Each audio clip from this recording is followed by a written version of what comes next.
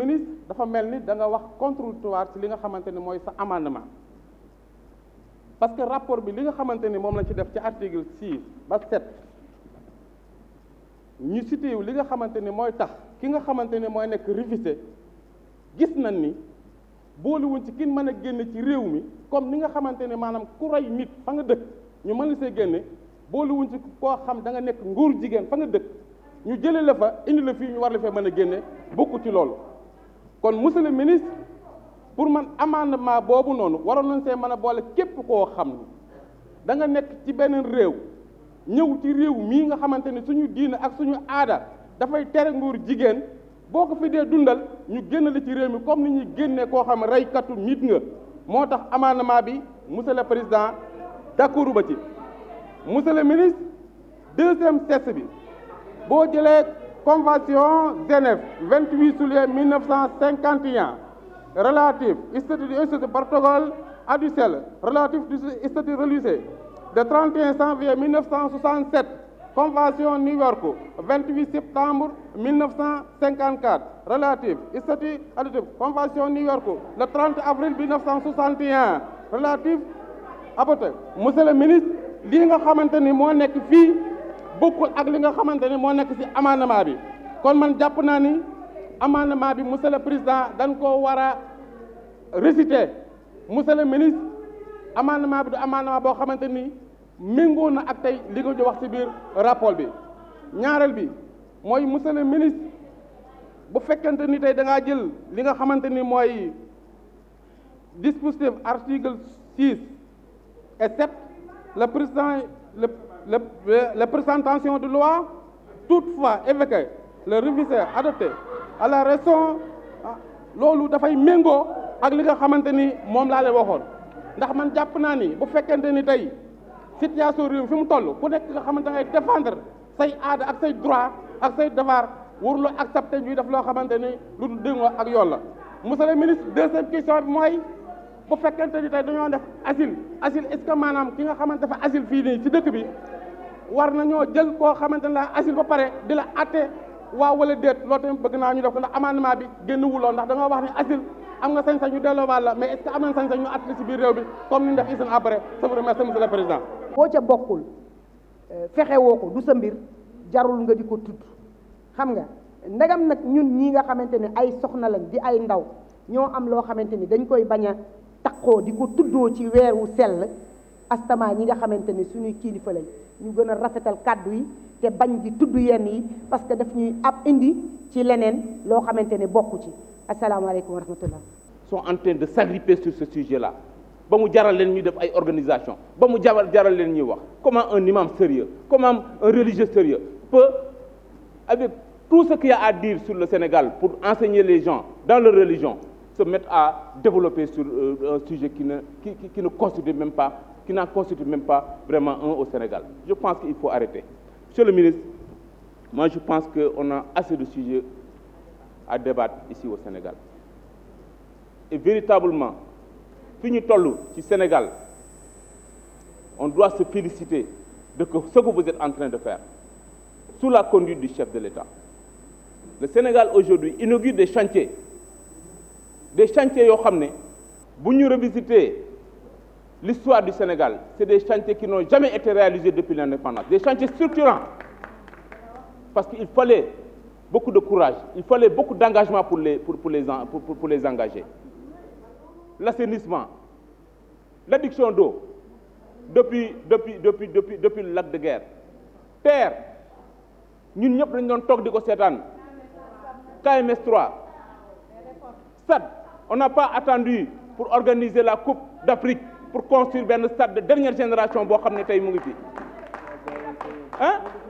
des ponts, le pont le plus long de l'Afrique de l'Ouest aujourd'hui. Parlez-nous de développement. Sur ce sujet, vous n'avez aucun argument. Donc, nous n'allons pas vous suivre sur des sujets de détail. Monsieur le Président, je voudrais juste saluer, en tout cas, le travail du gouvernement et le travail de l'Assemblée nationale, parce que tout s'est passé ici. Tous les programmes et les projets ont été validés par l'Assemblée nationale. ni àdduna bi doxee dañu séntu ni suñu réew it même bu amee ses qualités ci réewu diine am ses qualités ci réewu yar war naa mën a daw ñi xel yooyu le pour mën a ànd ak jamono tey ñun réew ma ñuy dëkk réew ma ñuy dund muy Italie lan kan moo ko gën a jege christianisme amul fa la Vatican ne te am nañ fa lu toll ci fukki kër ak ñeent ci kër Serigne Touba jaamu yàlla rek lañ fay def ak jàngale bu ñu bund xataaloon duñ fa xat kon dana demee neneen donc discours yi ñuy indi ci suñu réew nañ ci bàyyi xel ànd sàmm jikko yi mooy lan bërki dem boo jaay le 30 Cheikh Mamour Mbacké Moxtada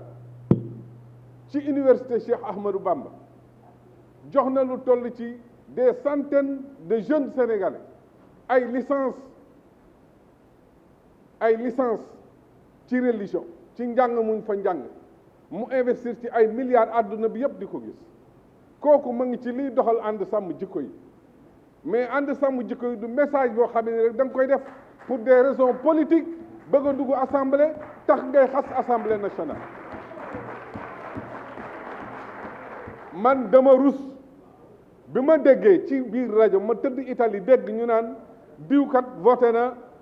ak takbiir diw woote na takbiir diw woote na ana beneen député ñu ni yéefar la ana beneen député ñu ni yéefar la pour lan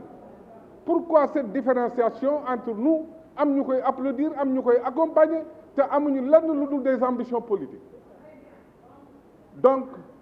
yenn discours yi nañ ci bàyyi xel Sénégal gi ñoo ko moom xamante nañu ku ci nekk boo jógee rek boo yëngalee sa benn tànk bala ngaa teg beneen ba ñu xam fi nga jëm donc monsieur le président monsieur le ministre de la justice loolu c'est sous votre responsabilité ndax réew mi tey yéen nañ ko dénk réew bu amee stabilité mooy justice bu taxaw réew bu amee stabilité mooy sécurité bu taxaw donc loolu bu ñu leen ko dénkee warul leen ci xool ma sàmba wala ma demba fii la bokk wala bokk fii ku ko ci yëkkati da ngeen ko war a saafara ci saa si ba nit ñi xam ni am na luy dox biir Sénégal. nit mënul nettali lu mu fekkewul beneen bi ci des nag du ma ci wax ndaxte lenn rek moo am benn dëgg rek moo am kii làqu nag yàlla moom kenn mënu ko war képp ku ko jéem a war dina tas sa yaakaar bëccëgu ndara kam parce que dina la feeñal mbir yi dafa am ñoo xamee ñi koy wax ñoom la intéressé ñoom ñoo bindoo noonu ñoo mel noonu ñun ñii góor duñu ko wax duñu ko tudd mukk parce que góor du ko tudd koo gis mu koy tudd bu yeboo ngeen seet ko te xool ko tubayam dëgërul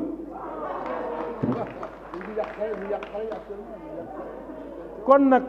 man duma ko tudd li may wax mooy loi bii nga indi amul dara luñ ciy def lu dul votel la ko incha allah rab ñaar yëpp sax parce que yëpp a baax bi ci des nag mooy bu ñuy politique nañu politique waaye dafa am loo xamee ne suñu réew antanu ko parce que réew mu nekk dafa am ruux mooy am Sénégal antanul réew nekkul réew boo xam ne dañ fiy xeex ci ay valeur naan kii lii la Sénégal antanu ko Sénégal antanul ñuy xeex ci ay boddante xeet Sénégal antanu ko Sénégal antanul ñuy xeex ci ay wàllu tariixa ak wàllu diine Sénégal antanu musal leen ba loolu yàlla nañu yàlla dimbale ba loolu du ci am parce que loolu Sénégal antanu ko ngeen dimbale ñu bu baax jàppale ñu ci loolu parce que suñu réewu jàmm la jàmm lañ fi bëgguñu fi ku fi indi fitna te yàlla rëbb na ko indi fitna yàlla nañu yàlla dimbale te musal ñu ci seytaane parce que tënku na ko ci weeru koor gi kon yàlla nañu yàlla defal jàmm salaam